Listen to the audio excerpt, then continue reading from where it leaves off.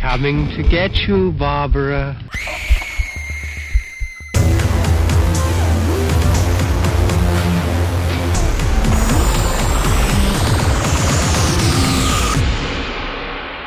The Fear Central Radio Show.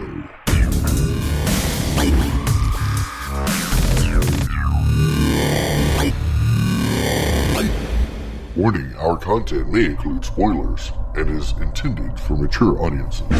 Hey, fellow horror fans, welcome to the Fear Central Radio Show. I am your host, Mike, and this week I've got... Heather. Paulo. Katie. She forgot her name. Is Chris. I was so hooked on Pablo there. Chris. God, we got to take the toy away from him. So anyway, we are on our second episode of Cults. Yes. And continuing on with International and National. Is that correct? Yes, we are. Yes. Yay. Okay. If you haven't, if this is the first you're hearing of this, stop, go back, back. Listen to the other one. You've gone too far. Yes. Start with the first one. There's a whole lot more of mass suicides and horrible things happening to adults and children that you missed out on. Right. Oh, God. So our first episode, That's not actually Arnold Schwarzenegger. If you hear him, he is not present. I don't want to get sued. What does this mean? There's a toy present. So, Okay. yeah. No, we're good. Anyways. So last week we took on Heaven's Gate and... What was the other one? Jonestown. Jonestown. People's Yeah, Temple. that's right. Yeah, so we looked at the big giants that most everyone knows of. If you know about cults, you know those two. So these are going to be the ones that are really more topical or are super, super scary. Yep. Dun, So, dun, dun. That's who we're looking at this week. Nice. We're looking at you. We are called Fear Central, so we're looking at the ones that are kind of people Gory. are right to be scared of. Yes. Yes. So disclaimer, this one is very violent, and there is actually some violence toward children that happens in one of these cults. So do beware of small ears. Yeah. And, if this were No Sleep, they'd say in a big Canadian accent, "Trigger warning on the next few stories." All right. So y'all ready to get into the first one? Ready to get into it. Alrighty, so our first one is called Om Shinrikyo. Oh. And if you think, well, that one sounds a little familiar. Well, it might should, because a few weeks, actually took a couple months ago, on July 6th and 26th, they actually executed the leaders of Om Shinrikyo after they perpetrated a sarin gas attack in 1995 that killed 13 people and injured 54. That could have been a lot worse, but they sucked at their job. So It's still pretty bad. it was very bad. I don't know why you put that caveat that it could have been worse. We'll get into what it was, and we'll get into why people survived, because that's a interesting story in and of itself. So, but you would think that because being in Japan and they have no sense of personal bubbles, that it could have been a lot worse. And it wasn't rushed hour. Like there should have been, if all of the devices had deployed as they thought, and their sarin gas had been at peak effective, what's the word? Potency, then there could have been as many as 5,000 people that died. Almost instantaneously. The plans were much bigger than what happened. Yes, okay. Much bigger. So, So what makes someone like Shoko Asahara, the founder of Om Shinrikyo, get to that point? Well, Shoko Asahara, that is not actually his real name. He actually is originally Jizu Matsumoto, and he was born in a very, very, very poor district in Japan, and his family were mat makers, and very specific kind of mat. But he didn't want for that to be his life, so he moved. and eventually began a yoga studio and a meditation class, which turned into his religion, Om Shinrikyo. Right. It was officially recognized as a religion in 1989. So, it was actually created.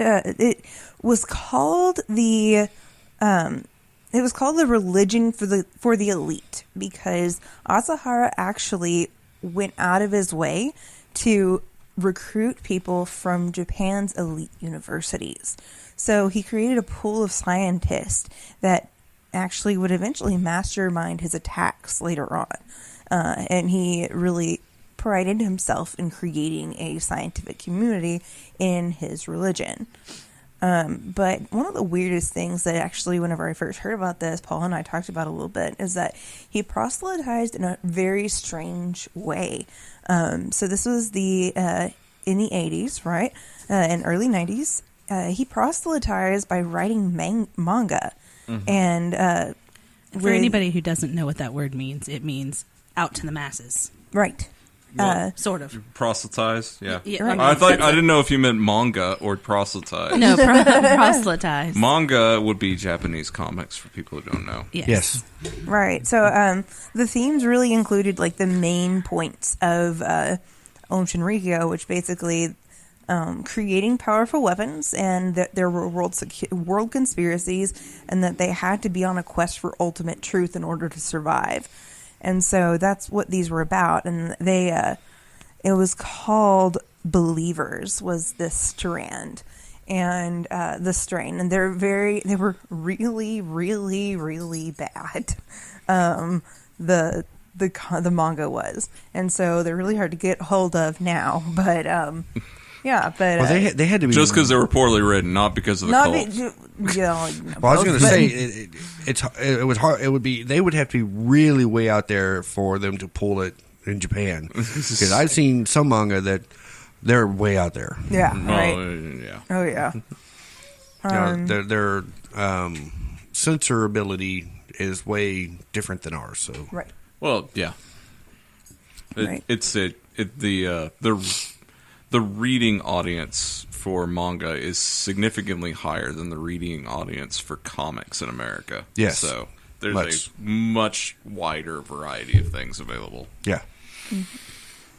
All right. So we know a little bit about what Shoko Asahara actually pushed into things, but Shoko Asahara, like we don't actually know a whole lot about who he was and what he did. What we know about him is that he was he had infantile glaucoma that made him lose sight in his left eye and be partially blind in his other eye. He was sent to a school for the blind, and he was bullied at school. He graduated and attempted to study acupuncture and traditional medicine, but was busted for practicing pharmacy without a license and selling pharmaceuticals. I'm guessing that it was probably New Age cures based on everything you said. Absolutely, which is where he started his yoga studio, and where this all began. And that's where he began studying religion, and it all came together.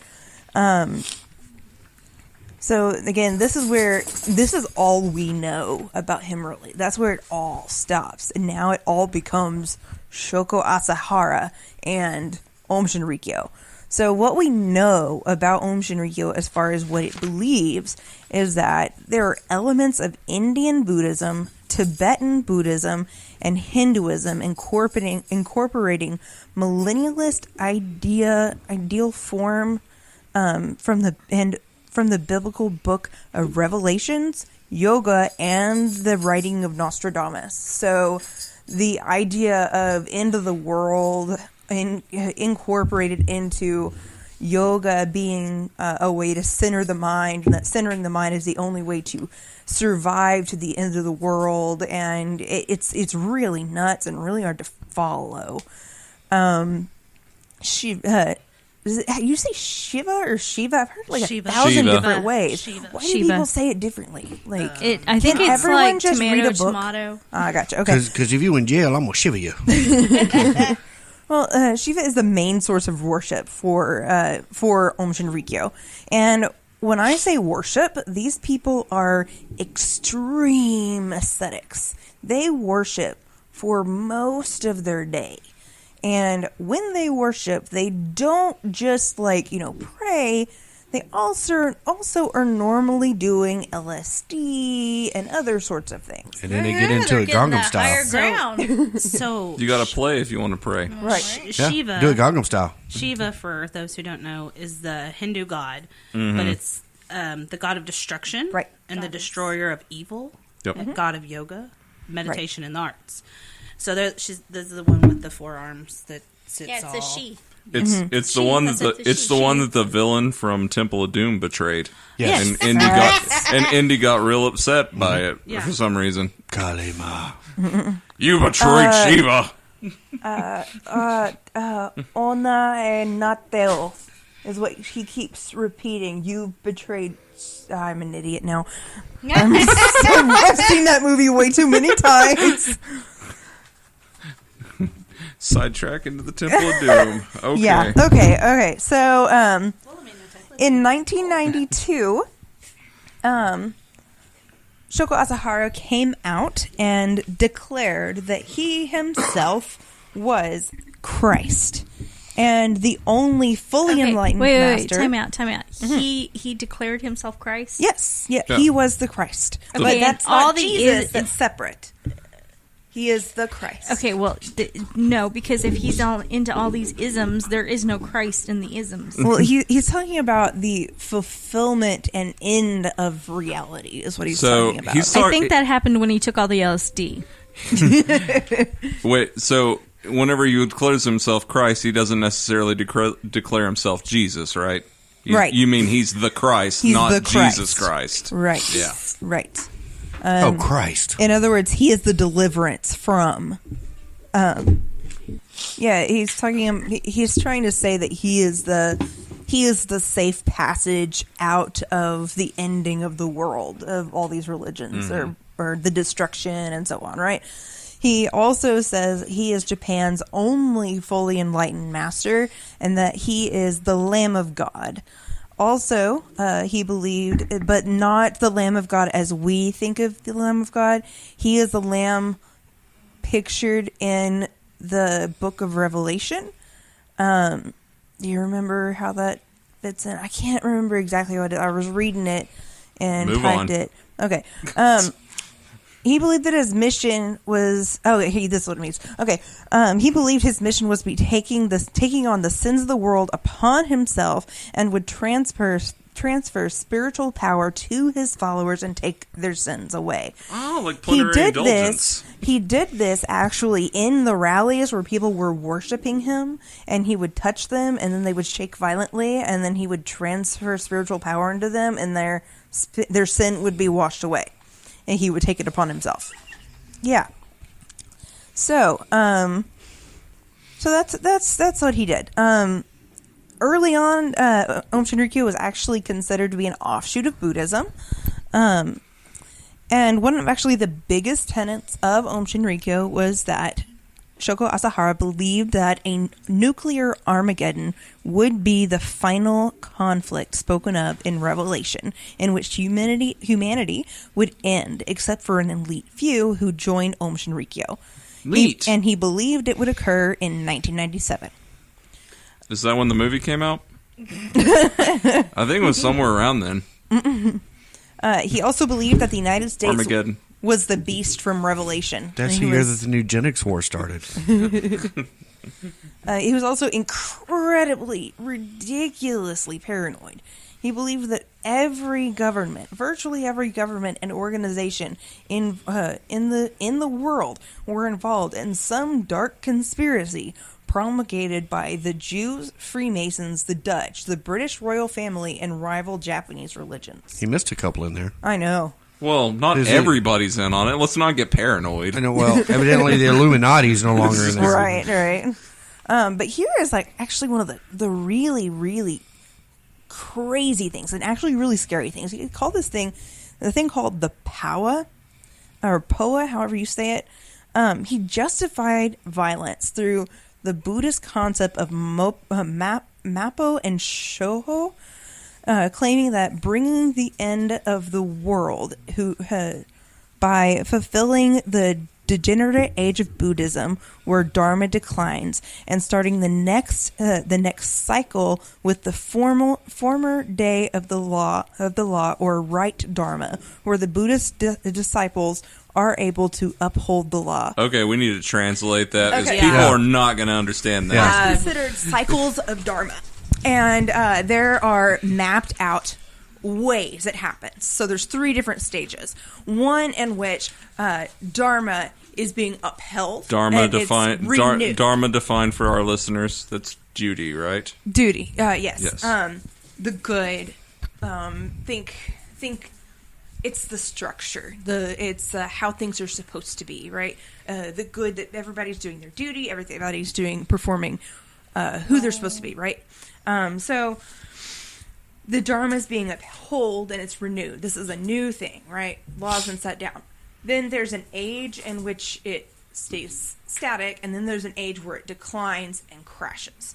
I wish you all could see how animated she is talking about this. It is amazing. So, Mappo and Shoho are the ones at either end. Mappo is the one on this end where...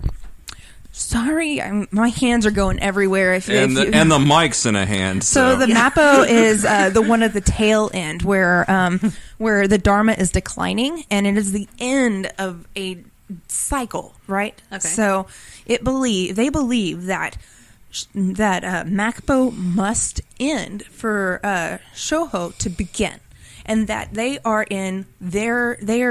doing what is good and right for humanity to make Shoho come about. In order to do that, they have to kill people. They have to end this age so the next age can come. Exactly. So they believe that killing people and preventing certain things from happening or making the end of the world come about will make Shoho come about. Well, is this they just pick random people, or they they actually end up targeting specific people. There's a lot of assassination with Om Shinrikyo, and we're actually about to get into that one. Okay, So, I'm just asking. but this is who they are. This is what they believe. So, now,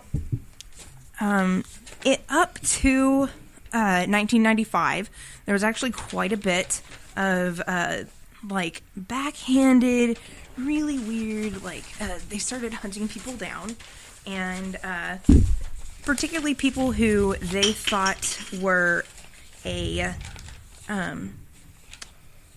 of some type of some kind of threat to them, right? So they started to come under fire in the late 80s, because so they're officially recognized as a religion in 89. In the end of 89, they start coming under fire for doing really crappy things, like in their aesthetic activities, using LSD and other hallucinogens to force people to have come to Jesus moments where they would lock people in a room in complete blackness and with no food or water for days at a time and tell them to worship and meditate for days and subsisting solely on LSD. And then Shoko would just come into burst into the room wearing a white robe with a white light behind him, and they'd have a spiritual experience because he'd appear in solid white and with light behind him. They've been deprived of light for days. And so they were forcing this upon their people, and it was getting out that this was happening, so they were coming under fire for it. And they were also holding people against their will, and forcing members to donate money, and they also I would never donate killing a Monday. people. I would donate all the Mondays. All the Mondays they can have Mondays. They can't have my Fridays. No Fridays. No. No. But so one of their most heinous I work in crimes, a salon. There is no Friday, Saturday, and Sunday. It's just days. Okay, so there's floating Fridays. So Floating Fridays. So this is probably more heinous, I think, than the sarin gas attacks themselves that happened right before the sarin gas attacks, when they start killing people specifically. They're being prosecuted by an anti-cult lawyer, and his name is Tsutsumi Sakamoto. And his name was concealed from the public and was in negotiation with the group to prevent a lawsuit because it would potentially completely bankrupt them. And he did a interview with a Japanese TV show, talk show, and he was supposed to have his name completely because there's a law in Japan where the sources, their names have to be censored, and the TV station intentionally leaked his name to Om Shinrikyo when they ran the interview by them because they were going to do a story on the group.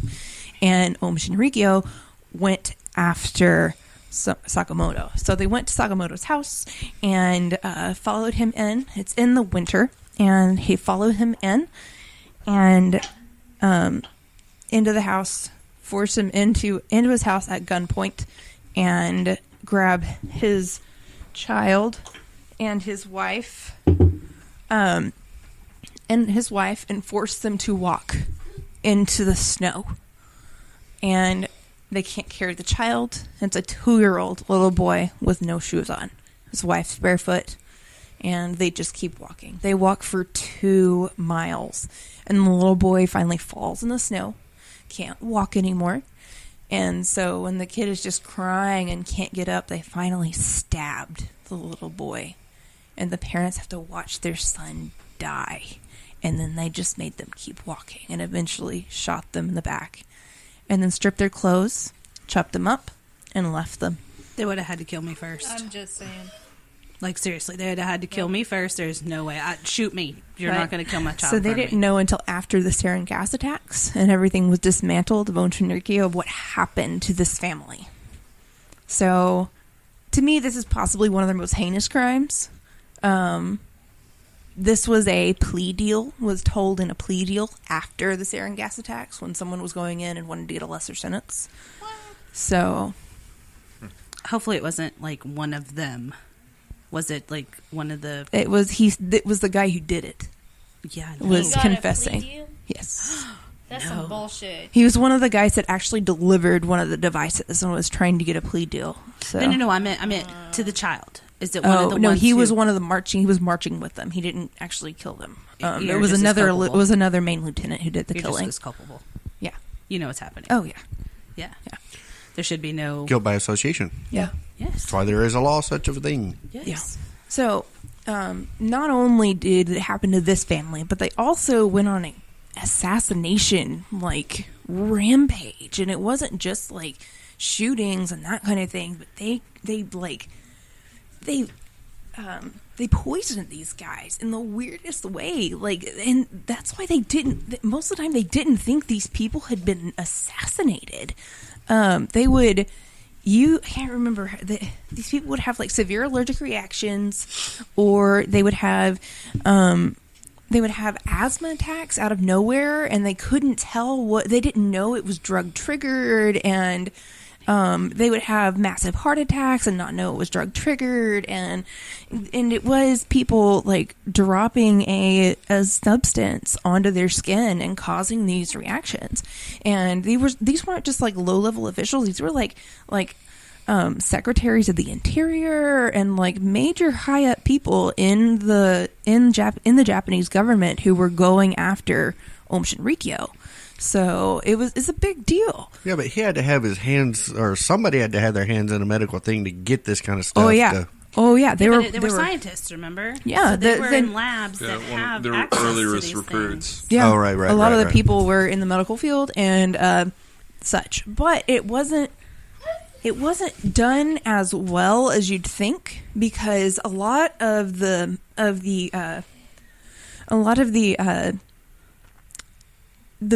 poisons that were given to these people weren't just enough to kill one person. Sometimes it'd be enough to kill 5,000 people.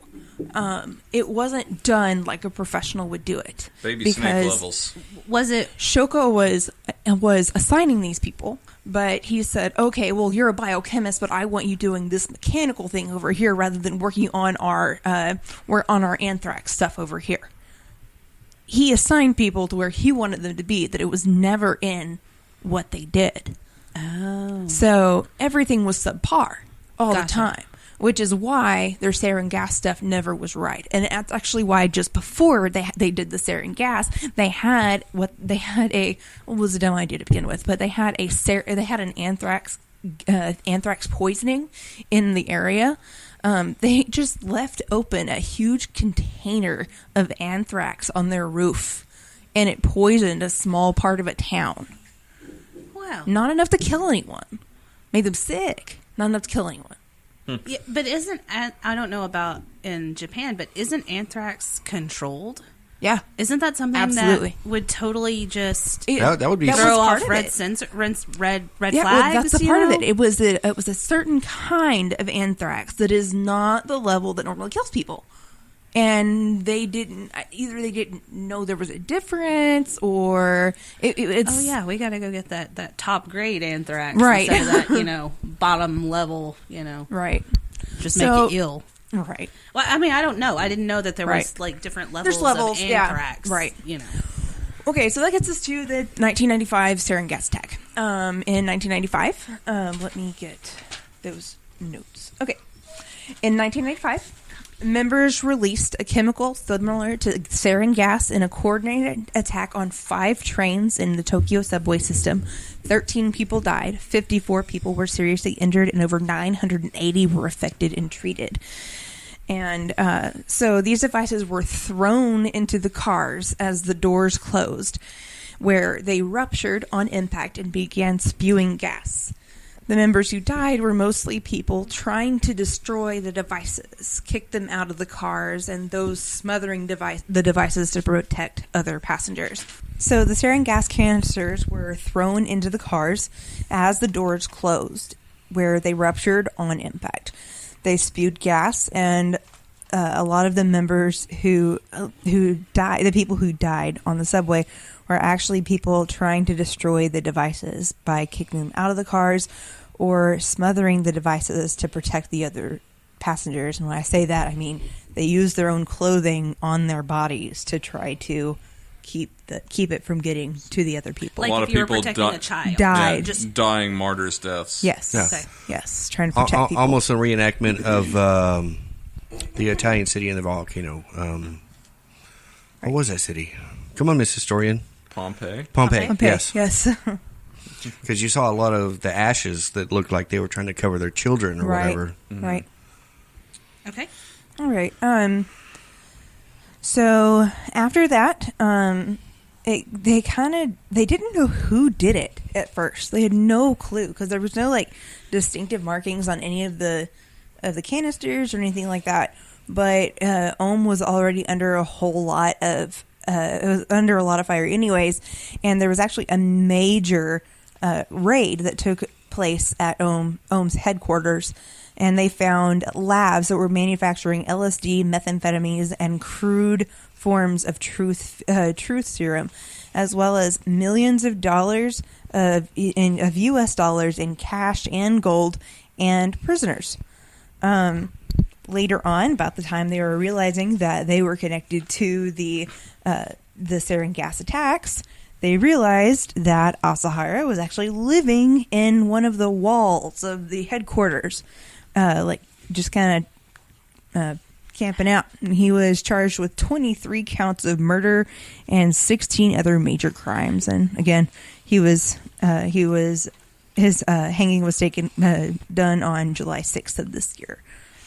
But don't most groups want to claim that they did it? Yeah, you know but what I mean? these guys wanted to. They wanted to. No, they wanted to be able to keep making the horrible things happen, so they could make the end of the world keep happening. Okay, so they wanted anonymity until the end of the world. Right, they wanted to be able to push it into happening. So they were rolling out the end of this stage of existence. So basically, their core belief is they're bringing death. Okay, almost. Okay, I gotcha. Yeah, it's almost unfathomable though, because there's such a what's the word I'm looking for? I don't know, the traditions and the heritage and stuff in Japan.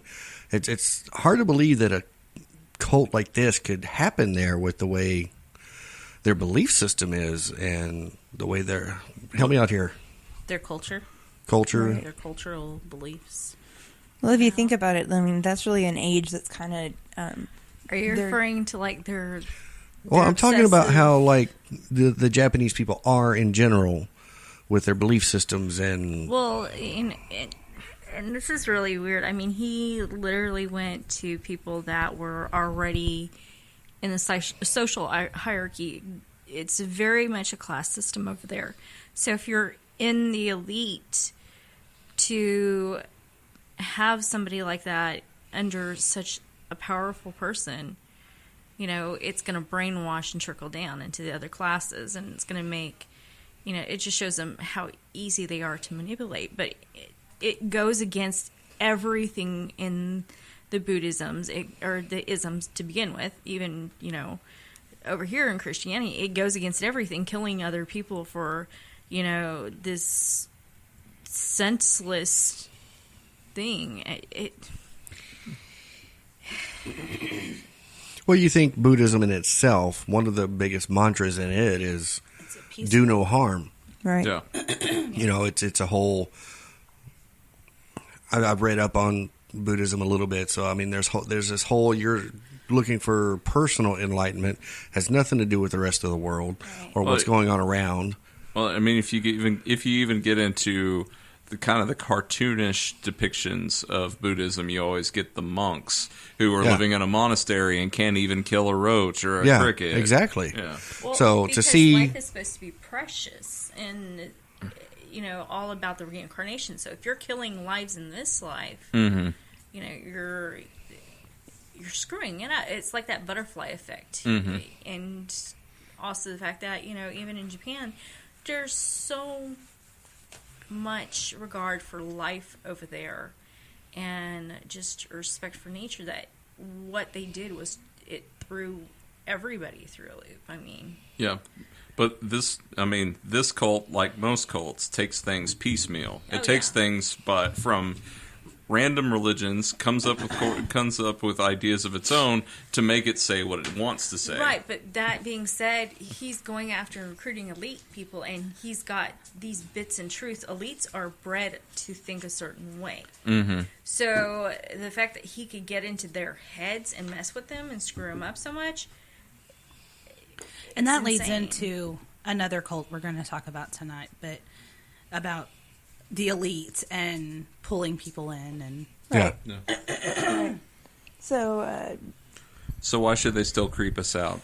Well, so the depth of violence with this group is pretty intense. The killing the child and the family, and the way they dispose of their corpses is pretty intense. But also the concept of power, however you say that, basically where they believe that it is good in order to kill people in order to save people. You know what I mean? Mm-hmm. Like that's this whole concept of they've rationalized the mass amount of killing they want to do, and that's just a terrifying concept. Okay. So, all right. Okay. So, do we want to tackle the narco-Satanists next? sure, that's a pleasant one. Yes. And the narco-Satanists are an interesting idea. Now, they actually come from a branch of Santeria. It's a branch from Santeria called Mayombe, but it is a specific branch of that called Palo Mayombe, which narco-Satanism comes from. Palo Mayombe is basically the evil version of Mayombe. But in Santeria, magic is not considered inherently evil. It is only the practitioner that makes it so. Mm-hmm. So it's very different. But Santeria is an intertwining of West African beliefs and Catholic beliefs, especially the petitioning and worship of saints, which African slaves added the West African attributes of West African deities to the Catholic saints. So That's essentially what we're working with here. Now, our leader, his name was Adolfo de Jesus Constanzo. He was born... Say that 5 times fast. Right. So he was born November 1st in 1962 to a 15-year-old woman named Delian Aurora Gonzalez. She was actually a Cuban immigrant mother who eventually had 3 children by 3 different fathers. She was actually believed that she had something called Diogenes syndrome, which essentially means that her house was always filthy. And when we say filthy, we mean hoarder level filthy. And she was also very neglectful of her children. And that is the environment that Adolfo grew up in. When Adolfo was 6 months old, Delian took Adolfo to a palero, which is a Palo Mayombe priest, and the palero proclaimed him to be a chosen one and would go on to do great things. And he offered to be Adolfo's teacher or padrino. So we don't know a whole lot about his life, but he did move back and forth between San Juan, Puerto Rico, and my goodness, where'd it go? To Florida. Miami. Thank you. So he moved back and forth between those places. But between those places, he always was under and tutored by a sorcerer who studied at Palo Mayombe. The other thing about Palo Mayombe is they believed in animal sacrifice. Correct. Yeah, that's the next thing. That's where we get into their biggest thing. They have a altar type thing. They have their main deity is called Candimpembe, which is basically their analog to the devil. And they have a altar, which is normally like a cauldron type thing. A Nganga. Yeah, Nganga. And it contained the carcasses of sacrificed animals, spiritualized herbs, insects, tree branches, and the skull and brain and several other bones of humans to harness it and force it to carry out the will of the palero. So, again, that means that they are using said bones of a person to force the spirit of that person to carry out the will of the person holding the Nganga. It's not illegal. Right to religious practice. Yep. Right. And not slavery either. So.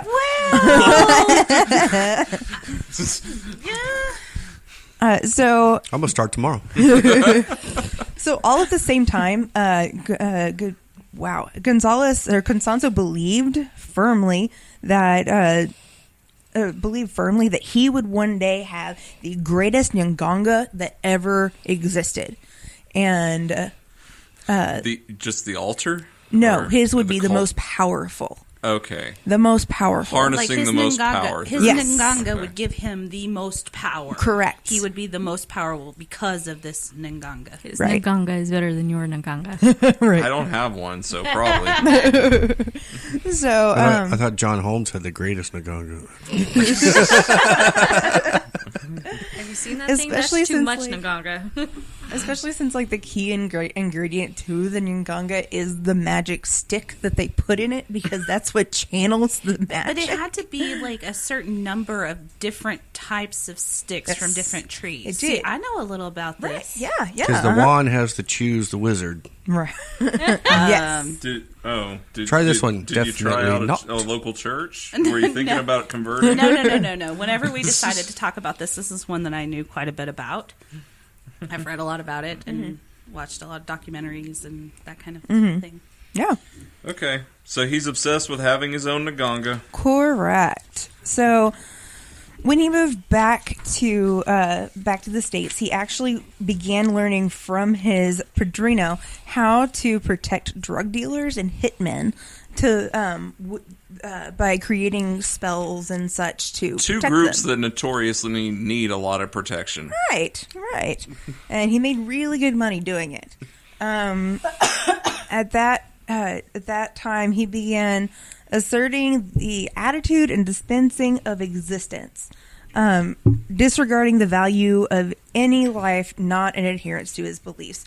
Essentially, this is a psychological point that many cult leaders go through, in which it's a point in their life called the attitude of the dispensing of existence, in which they believe that they have reached a point where they can determine when life is worthwhile and when it is not, and when it can be thrown away, and when it can be ended, and when it is allowed to continue. So when they believe they are godlike. So it's a big deal as far as like evolution of a cult. So and he's like 13. So anyway. So what happened at 14? Because that's kind of funny. He believed he had psychic powers. And his mother was very, very, very sad because Marilyn Monroe had died, and she loved Marilyn Monroe. And she had been crying, and he had a vision in which Marilyn Monroe claimed that she had not committed suicide, and probably because he wanted to calm his mother down. Yep, there you go. Conspiracy right there. There it is. Yeah. They all have one. Right. But his mother was notorious for jumping on the bandwagon if it was going to get her any notoriety. Right. And so she automatically started, screaming to the masses that her son had the gift of, psychic powers and blah, blah, blah. So, yeah, so that became a thing. I had a dream about Marilyn Monroe, too. You're a heretic. Right. And blasphemer. Because all of us mothers want our children to have psychic abilities. Right. And soon he after definitely did develop those psychotic abilities. Those psychotic abilities, right? Yes, definitely, right, absolutely. I mean, psychic, yes. Right. And so they got run out of very Catholic Miami, and they went to very Catholic Mexico City. Miami's Catholic. Miami is. Yeah. Mm-hmm. And I've been to those clubs. Have you been to Miami? No, I have. Has anybody I have else? not. It's very eclectic, Really, and there are a lot of churches. Yeah, that makes sense. Within like a small little area, like they're everywhere, and they're all Catholic churches, which is, But you also see the other side of it with the Mayombe, and you see some of these, out there, and it's definitely different, Right. That's kind of how I got started in wondering about that. Is we went to Miami, and I needed to know some stuff. Right. I know this. Yeah. I'm quizzical. I look things up. Right. you do. I like to know. I'm in the know. Sometimes she looks things up and go, "Oh, why did I type that in?" Yeah, I do that too. Was it truly the city where the heat was on all night on the beach till the break of dawn? It was. It was interesting, to say the Thank least. you, Will Smith. We're dropping a little, getting jiggy with it up here. All right. So Constanza moved to Mexico City as an adult, where he met his group of followers and started a business casting basic spells for rich drug dealers, hitmen, and high-ranking corrupt policemen. Yeah, I don't want to give no full-on spells, just some basic ones. Right. Well, it actually started very slowly. It started with his two lovers, which were his first two, and they did not like each other.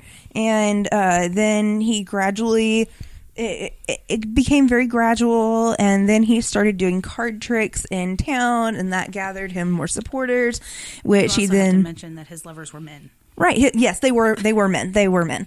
And then he gathered a hitman and then a corrupt police officer. And before he knew it, he had lots of drug dealers as well. And he had the corrupt police officer arranging raids into the arranging all the raids to make sure, arranging all of the trades for these drug dealers to make sure they went down after promising that his spells would work for them. So he's making all these promises and not just making sure that he's making all these spells happen, but making sure those things really happen. So a little bit sort of sly, I don't know, but yeah. So in he then started to initiate his followers into Palo Mayombe after he himself was initiated, which it was only 6 months after he was initiated that he started to initiate his followers. And it's actually considered in Palo Mayombe to take nearly 30 years of being one of the priests before you can initiate anybody, before you can start even taking someone under your wing to teach them Palo Mayombe. So he was seen radical. He was seen as radical by a radical religion. Yes, yeah. They were very much looked down on, and so when he forced the initiation, he also required an oath of loyalty that from his friends, which obviously that Palo Mayombans never had to give. Right. So this is setting up his cultism already. So it's very small. He never has a very big group, but it gets worse and worse. So in 1985, he began to build his own Nganga. And he dug up a recent corpse of someone he knew and took the brain, skull, fingers, toes, tibia, and fibula and did a ritual making the spirit do Constanzo's bidding. So that he began using the Nganga to make his business flourish and helping his corrupt policemen. And then the policeman introduced him to several drug cartels and a drug agent that allied with him. This allowed him to do business with more and more smugglers, advising them when to move their cargo. Now, he actually committed his first murders in May of 1987. To make his first fresh nyangas whenever he killed the entire ruling family of the Kazada drug organization and took over the organization itself. There were 20 of them. 20 of them. And they were mutilated. Yes. I was going to say, he didn't really go out looking for followers because he now had believers that would follow him anyway. Right. Like, all the cartels and their henchmen and all that. How do you get that close to a cartel and murder them? Because they believe you They are... were desperate. Yeah. His magic will keep our drug runs down and nobody will catch us, and they believed in him. Add to that, the people that were already his ardent followers would be able to help with that. Right. So then they moved to a ranch. This was called Rancho Santa Elena. And they began building a Nganga for it because Ngangas are very local. So you cannot move a Nganga. It is set up at a particular place. So he began building another one, and this was going to be the biggest one he had ever built. Wait, and I have a question. What do you do with the old Nganga? Do you leave it. You leave it. You have to leave it there. Because if you take it away, then that area is that all... power goes. The power leaves. away. So you leave Are you it. telling me that they left corpses in Mexico City? Surely someone would notice. Oh, yeah. Right. So one of his tactics was he made his people so he made it so hard to be a part of the organization, but made them want to be a part of it so much that they lived life in a haze, and so they did not question killing someone. It was like second nature, and they didn't even think through it to kill someone. So it became just what they did. March 14th, 1989, they made their biggest mistake they possibly could. They abducted a blonde who was a 21-year-old college student, Mark Kilroy. He was from the United States. They picked him up while he was drinking in Mexico, and they left him tied up in a truck overnight. The next morning, Adolfo raped and tortured Kilroy in front of all of his people, culminating in one of Adolfo's followers cutting his heart out while he was still alive. He then used his body parts to create a Nganga that he believed to be the most powerful because he died in so much pain. Yeah, this was a big thing, too, because I was in high school when this happened, and at that time it was like, don't go across the border, you'll get kidnapped. Well, and they started... It was also in like Brownsville. a senator's son or something, wasn't it? No. It was a group of friends who'd gone on spring break to go to Brownsville, which is at the very bottom of Texas.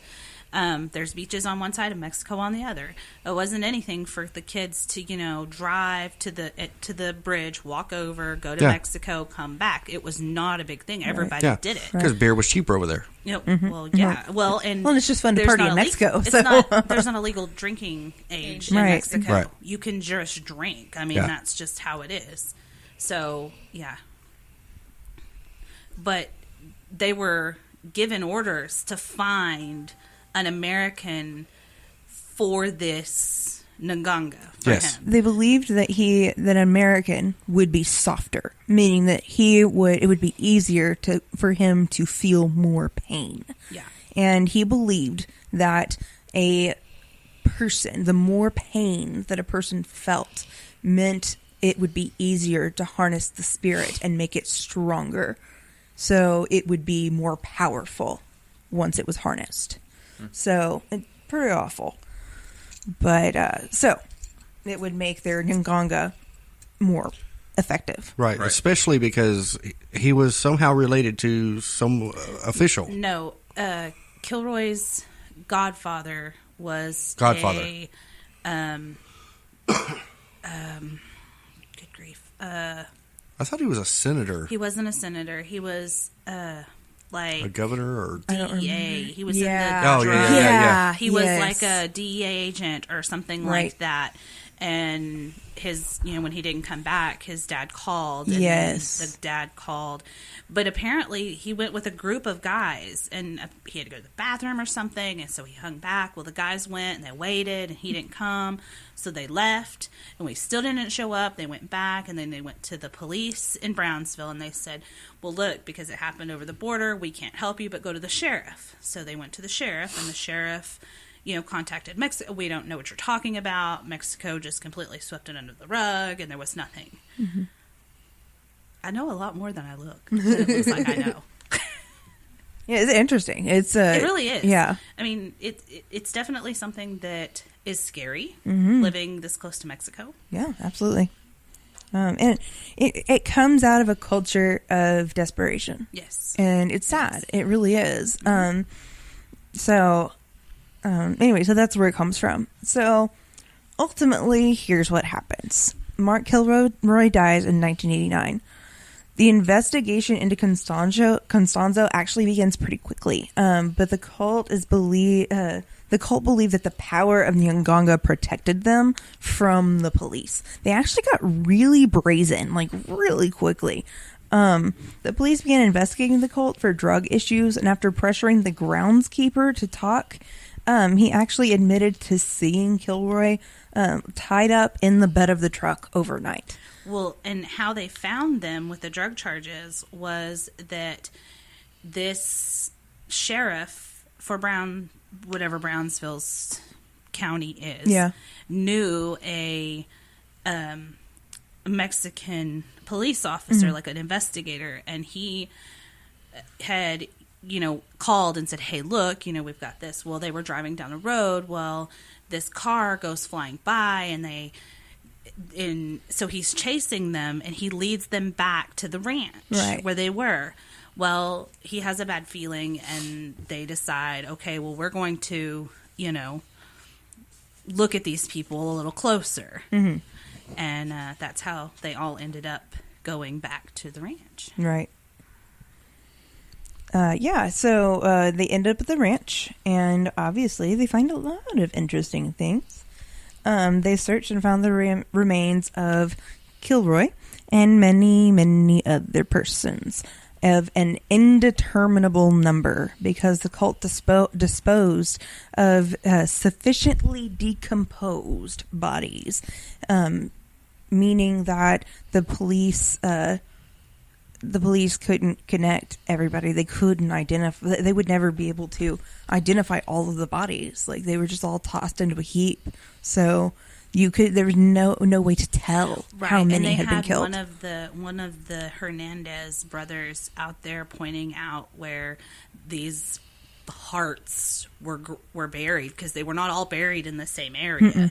And so, and when the Mexican officials got there, they had looked in the barn and there was nothing, and then they went into this other barn and it was in there, and apparently the smell was terrible.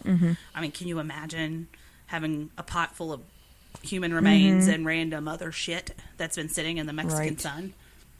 I'm sorry, but that's going to smell terrible. It was right. He had the most powerful one. Yeah. That's a powerful stench. Yeah. Yeah. Well, according to Texas Monthly, when they were the investigators were led there, they couldn't find anything until they went into one of the barns and found a wire sticking out of the ground. Yep. And evidently the other end of that wire was attached to Kilroy's spinal column so that when his body decomposed, members of the cult could pull out the vertebrae to make the necklace. Yeah. Yep. They would pull it out of the ground and make the necklace, take everything else and dump it. And then use the same wire to wrap up somebody else. Oh, that's a pretty necklace. Dazzle the shit out of that. Yeah. Dip it in some glitter. Yeah. It's also several feet long. That'd be a big one. Yeah. Anyways, moving on. This is a very bad people, and we're making some levity out of it because they are so bad. Right. So this is how everything ends up. The 5 leaders figure out what's going on along with Constanzo, and they go on the run. They change their identity with hair dye, new cuts, and moving frequently. They look into plastic surgery and a whole bunch of other things, but they can't get money to do it. So they're out of money. They're in a motel, and they look out the window one day, and they see a cop in the parking lot. But the cop's there on a different thing. So they pull out the guns, and they start just shooting the cops up. So then the cops, of course, are, on lockdown. And they might be a little suspicious of the people that are raining bullets on them. Right, yeah. So then they're out of ammunition, and the leader and one of his lovers climb into a closet, and they have his other lover empty the last of the clip, a fully automatic clip, into the closet, and they both die. And the others are all brought up on charges and go to prison. There was also an American student that she was part of it too, and she was wish I could remember her name. Can't think of her name right offhand. But maybe she was Mexican and was going to school in the U.S. or something, and she was like a priestess. I need to find it, and I know there was a girl, her name was Sarah, and she was actually a lover of one of the other guys in it, but he was the kingpin of one of the other cartels and had been in a relationship with both Constanzo and with him. I need to find that for you because I can't remember right off the top of my head what she was or who she was, but she was a big part of it, and they prosecuted her as well, and she said that she didn't know, but apparently she was like his priestess in this Palo Mayombe stuff. Not the word I was looking for, but stuff. Garb. I just don't understand how you could not know. Like, it seems so married into the drug trade. Everything that all the people that are involved, everything around. Oh yeah. Like, if they're not being investigated for the ritualistic murders and sacrifices they're doing, then they damn sure are being investigated for drug trafficking. Right. Sarah Aldrete. That doesn't sound right though. It's in this article. No, Sarah is the one. Sarah is the one that was the other drug cartel's lead, girlfriend. And Okay. Yeah. La Bruja is serving 30 years for multiple killings. Then it says if Aldrete ever makes it out of jail, American authorities say that they will prosecute her for the murder of Mark Kilroy. So evidently she had something to do with it. I don't know. I'll have to look back and see. Okay. Yeah. That's some... Yeah, Aldrete. Aldrete. She was from Mexico and led a double life as an honor student at Texas Southmost College by day. Cannibalistic narcotics cult sorceress by night. See, there you go. I just didn't know that was... It didn't... Yeah. That name didn't sound right, but... Okay. Yeah, the podcast I listen to doesn't like to use the word sorceress. So. Yeah. Sorceress. Alrighty. Okay. All right. All right, our final one is NXIVM, which some of you might know. It kind of might ring a bell. It's a little bit newer. Right, it is new. Just on the It is scene. bizarrely prescient for genre fans. Right. Yeah. People that are into sci-fi and stuff like that. Yeah. So, has anyone heard of Smallville? Me. Oh, Yeah? Somebody save me. What is Smallville? So, Something you don't need to watch, honey. Next channel. there. We'll just name off a few people to begin with who are some of the main people who were a part of this cult, and then we'll get into what they are. So, Clark Kent? No. So Stella Johnson was a famous photographer as part of it. Antonio Novello, Antonia Novello, the former Surgeon General of the United States. Stephen Cooper of Enron. You'll remember insider trading from Enron. Yeah. Nice. Anna Cristina Fox, the daughter of the former Mexican president Vicente Fox. Richard Branson. Linda Evans, TV star from The Big Valley and Dynasty. Allison Mack, Lana in Smallville. Kristen Cruick, Lois Lane in Smallville. Grace Park, Boomer from Battlestar. Nikki Klein, Callie Henderson from Tyrol from Battlestar. Sarah Edmondson, a Canadian actress we may know from Stargate SG-1, Andromeda, Godiva, Edgemont, and a few others, as well as Lifetime movies, and Claire and Sarah Bronfman, Seagram heiresses. These are the people we might know just a little bit from their roles. So this was a spa they were all in? Right? Probably. Yeah. No. Not a spa. So It was a special spa. Okay. would Heather like to tell the group what NXIVM was known for? Oh, you put me on the spot there. It was The cheese spot? No.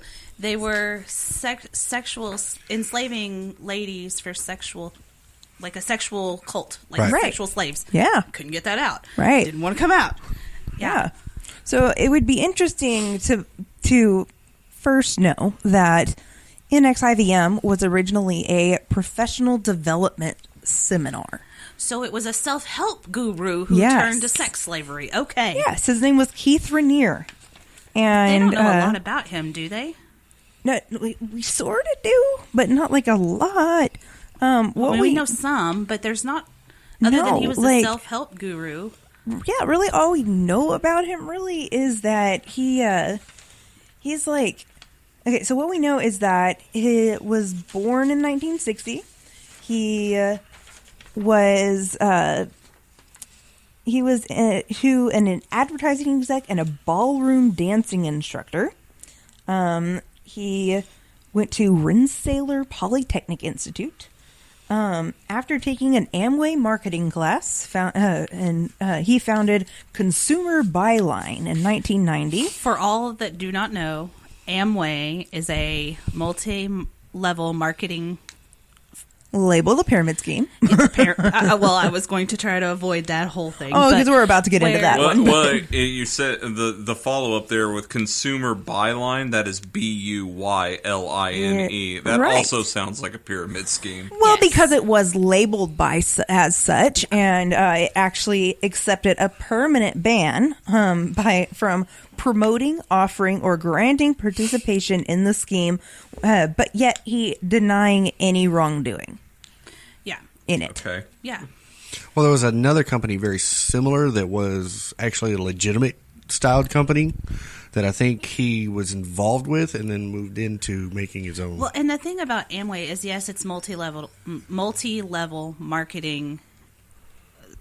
I don't want to say scam because they do have products, and their products are pretty decent. I happen to have family that sold Amway, so I kind of know a little bit about it. Right. They dragged me to their little seminar things, and you could totally tell that what they were selling was not products. It Right. was a feeling of You have to have the products because Amway remained a thing, but right. I mean, if it didn't have any products to back it up, it Well, no. could easily be what I just meant taken out. was you get drawn in by the products and you stay because of the charismatic way that they reel you in, so to speak. You know, if you're someone who's like, hey, I need to make money, how am I going to do this? Oh, look, here's an easy way to do it. We're going to sell stuff, but I'm going to be told that I'm fantastic at everything, and this is how we're going to do it. You know what I mean? Right. So, sorry. Yeah. Just a little FYI. Right. Backstory. Anyways, moving on. Right. Okay, so that is all we know about Keith Raniere, except that he liked to prey on young, beautiful women. Yes. And so all we know about NXIVM is that he offered executive success programs and a range of psychological techniques aimed at self-improvement. And it stressed at the program's emphasis on people living happy lives.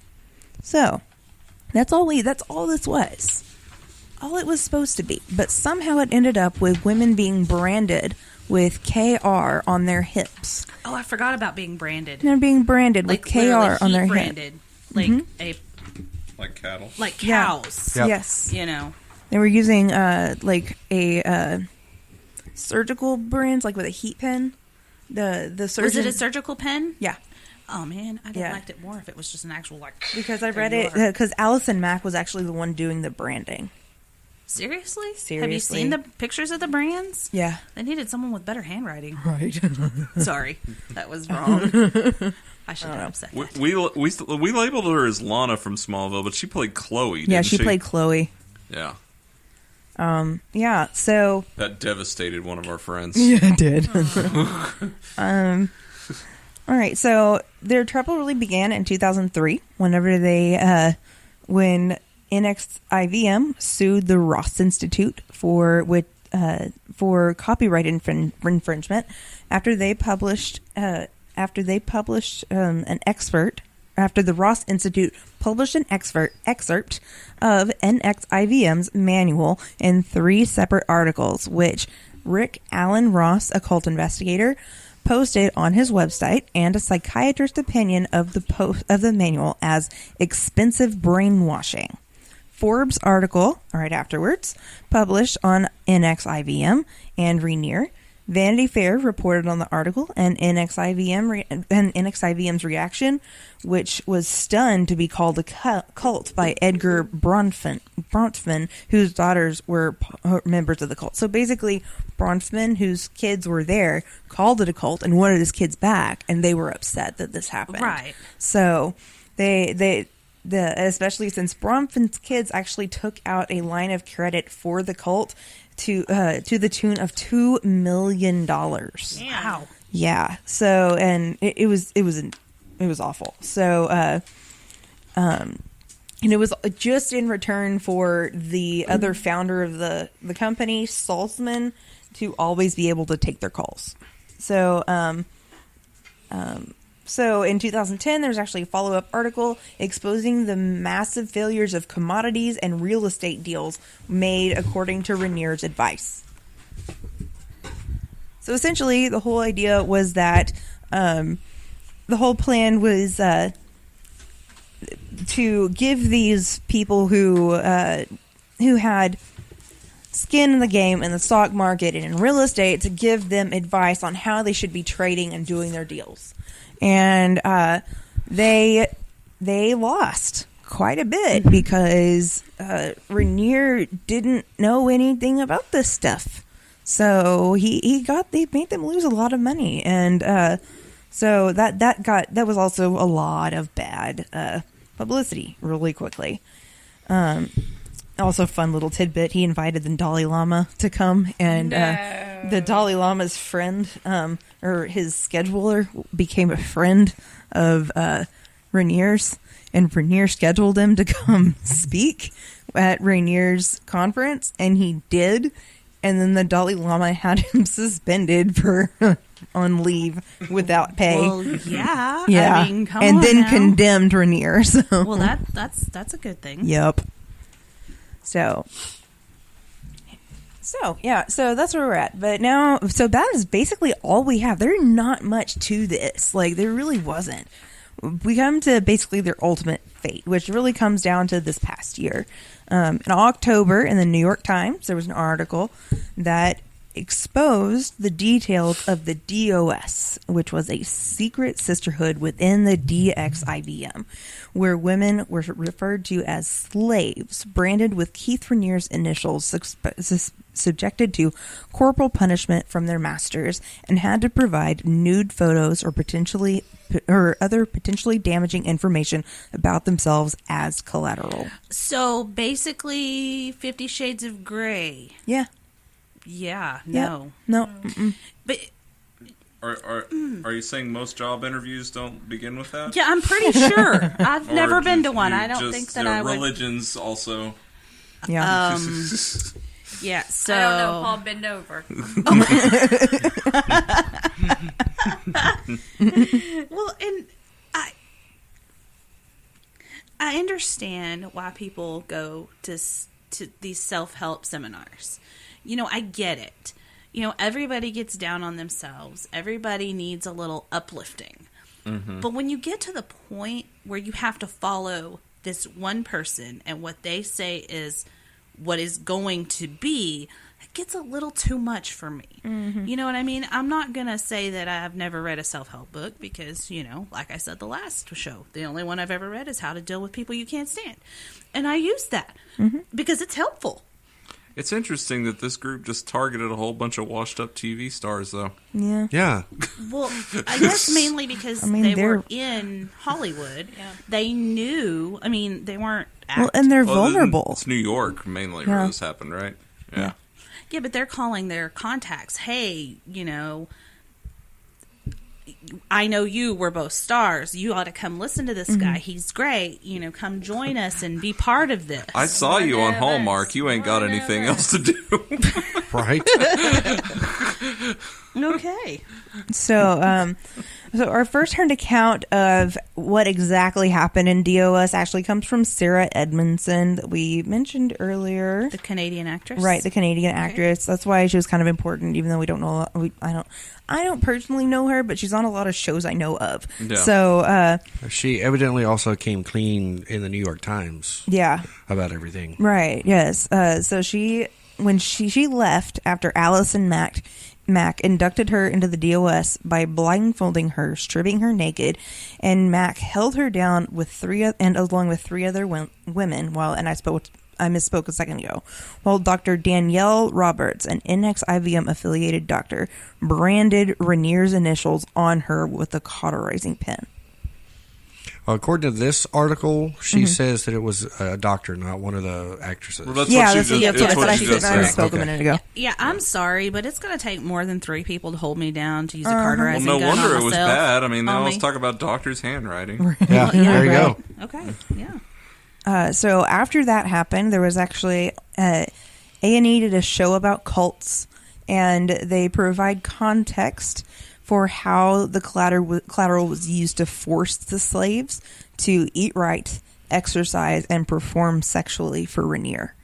This So sounds that's how it was used. whole lot like the Children of God. Kind of a way to but with rich people. Right. If any of you know about Children of God. We will talk about them. Yes, we will. We will get into that, and you will see the correlation between the two. Right. So that is what we know. That's what hit the fan as of this past year. And this year, from March to May, Rainier was arrested, and Mack was arrested, and NXIVM ended all activities and officially closed with no plan to restart. Well, yeah, that's a good thing. Oh, yeah. Yeah, Rainier faces his trial is set for October 1st and is facing 15 to life. I know what I'll be watching. Right? And Mack actually faces the same sentence. Wow. Mm-hmm. I just don't even know what to say. Right. Like, watching, knowing about cults, and being, Jonestown and the one earlier, Shinrikyo. Yeah, I can't say that. That one. And you look at these and you think, okay, today this is not going to happen. Right. People are smarter now. We know what this is. Right. And for it to happen and these people to be arrested last year and going to trial right now, right. In jail or on bail or whatever for being a cult, how does that... I don't know. So the interesting thing also is that you have to deal with another cult whenever you're talking about this one, or, allegedly Scientology. Right. Yes. Stuff, anything along those lines, that you have to deal with another cult, the cult of celebrity. Mm-hmm. Because with this group, all the people that have names and everything, and the fact that they were dealing with the elite, you could kind of pull people in a little bit more easily on charisma. Yeah. Oh, yeah. Like, that was the thing. She started listing out, and she's like, who's Grace Park? And I'm like, and I was just in the back of my mind, I'm like, okay, Park is a very common name in Korea. It doesn't have to be Boomer from... It's Boomer from Battlestar. I'm like, son of a bitch. Well, I was looking here, and you were talking about the arrest and everything, but initially, according to Miss Edmondson, that a police investigator told her and two other women that the officials weren't going to pursue the complaint against them because it was consensual. Wow. I'm sorry, but someone holding me down and engraving, in other words, initials on me that are not mine and I am not okay consensual. with. You blindfold me, strip me naked, and engrave me. Sorry, but that's consensual. It also has something to do with, and this is getting into very uncomfortable territory, but it also deals with something that America still needs to wake the hell up to, and that's the idea that consent is fluid. Right. Like if you start having sex and then at any point she or he says no, that's the end of it. Yeah. That is like, consent is gone now. So, but get the like hell you up. said, in America, consent is very it's open to whatever that particular person or group it really falls under the what did you just say? You just said a word, and I had a word that was going to fall off that. I don't know. What did I just say? My brain just It's contingent? No, Anyway. consent is one of those things that each group or person, they have, it's fluid, and we just, as Americans, we just let it just, oh yeah, well, they gave me consent to do this operation. Oh, look, there's something else. We're gonna put something in or take something else out. Mm-hmm. Like, you know what I mean? We've got a signature, but that signature was for this one thing. Yeah, exactly. Or you sign up. I'll tell you an example. You have a mortgage through a specific mortgage company, and they say, okay, well, she signed this, so we're going to open up another one in her name over here. And that was a big deal recently. I'm not going to drop any names, but they're working on it. I mean, that is a big deal. They're working on it. I've seen ads. Yeah, I know. Yeah, me too. Me too. But consent is yes, or it is a yes or no thing. It is not a maybe. Oh, well, poor Paul here was drunk, and he said yes. And then halfway through said no. But I'm going to keep going because he said yes. I'm sorry, Paul just happened to be sitting next to me. Okay. That was an example, everyone. Yes. No, totally was. Totally example. But I don't know. I mean, I get how people want to follow someone who's very charismatic and, and I mean, even if they're not a cult leader, you have, what is the mega church pastor guy's name? Joel Osteen. Yeah, that's the one. he's preaching to all these because he's very charismatic. But if you ever listen to any of his message, there's not a Bible verse in any of it. Mm-mm. And I'm not going to let any refugees sleep in my church. Yeah. During the hurricane. Well, because it was flooded and the water was only to the parking lot. I mean, yeah. Well, yeah. But that was a continuing the doors are open, and then they're just like, okay, doors are closed, no one's here. Right. Yeah. So, all right. So, part 2 of cults. Well, and also before we stop, being branded. That, I guess, because we come from the country, I've seen that done. I actually have a brand of my own. I don't use it on people. I usually use it on steaks. Is kind of my thing. I don't use it on live animals either. But when in this part of the country, everybody has a brand. You know, if you own any kind of cows, you have a brand. There's nary a Texas steakhouse that doesn't have like brands up on the wall. Exactly. But that, it's almost like it's something you can't get rid of. Like, if you're branded, that's there forever. It does not come off. A tattoo, you can have a tattoo removed. This, you would have to have that whole piece of skin taken off. There's not any erasing a brand. Right. And so you see, and there's been a lot of football players have brands on them. Yeah. And I get that, but that is their choice. Well, not even that. The description says using a cauterizing gun, so it's not even just like a regular one and done. It's not even like a regular cattle brand. This is a device that is systematically goes and kills like all the pores or whatever, closes them off for all time. For those who don't know how they brand, they take a metal implement with initials on it. They stick it in a fire and they let it get red hot. They pull it out and they stick it to the ass of a cow.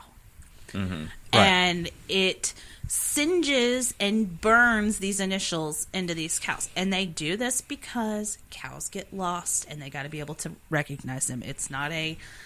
As someone that's worked for a community newspaper for 10 years, if you do the sheriff's report week to week, you realize how many county dollars are spent on reclaiming cattle whenever they get out of pens. Yeah.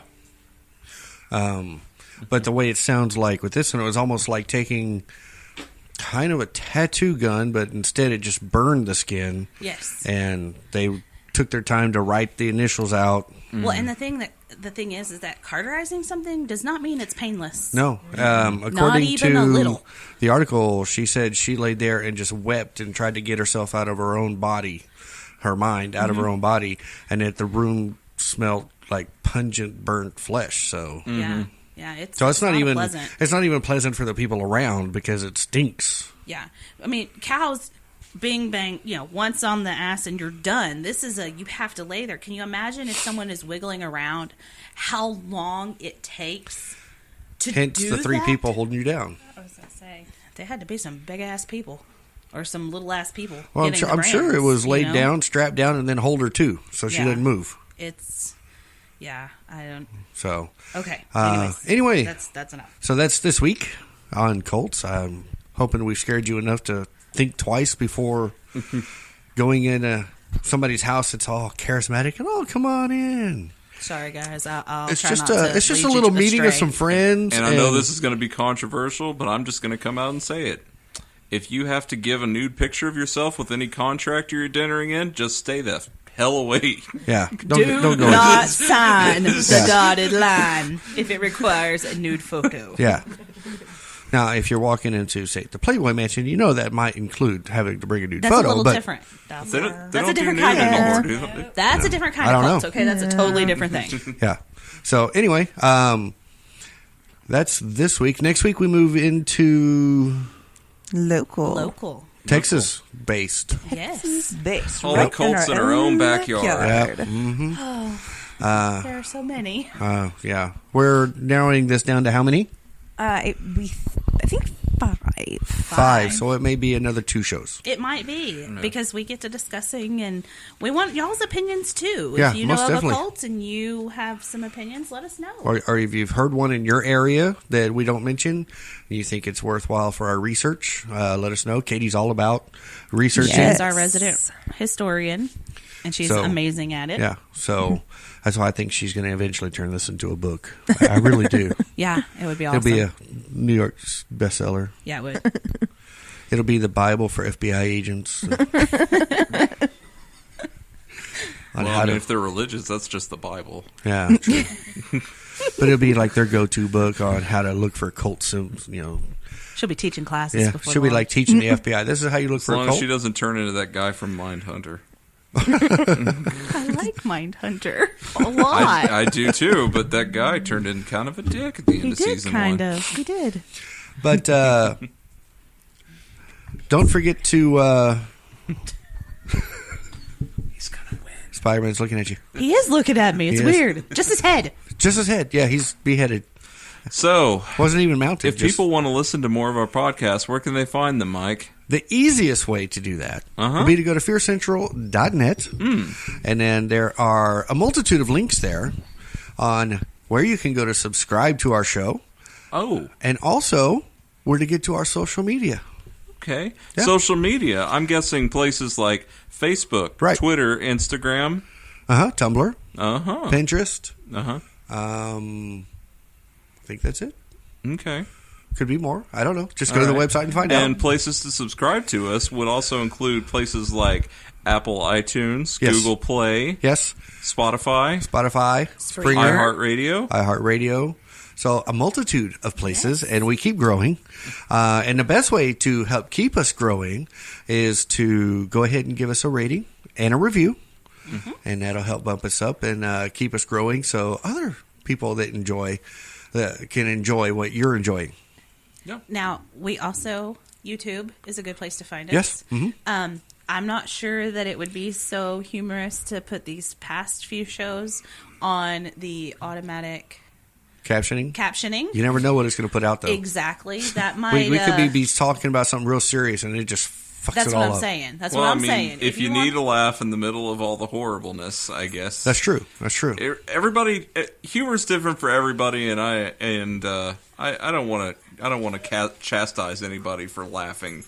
Oh, well, we did a little, but you have to. You have to laugh, or you're going to cry because these are. If you're laughing at the messed up subtext, if you laugh at pain, you got a problem. Yes, if you're laughing at what's going on in the show, yeah, then you may want to go see somebody. Yeah, because if you're laughing at, I don't know, they cut his head off and took his brain out, that's great humor for you.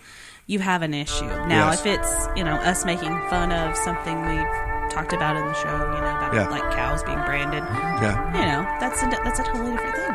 Exactly. All right. Okay. Until next week, y'all have a great week, and as always, stay scared. Fear Central is a product of Thoughtbox Studios. For more information, visit thoughtboxstudios.com.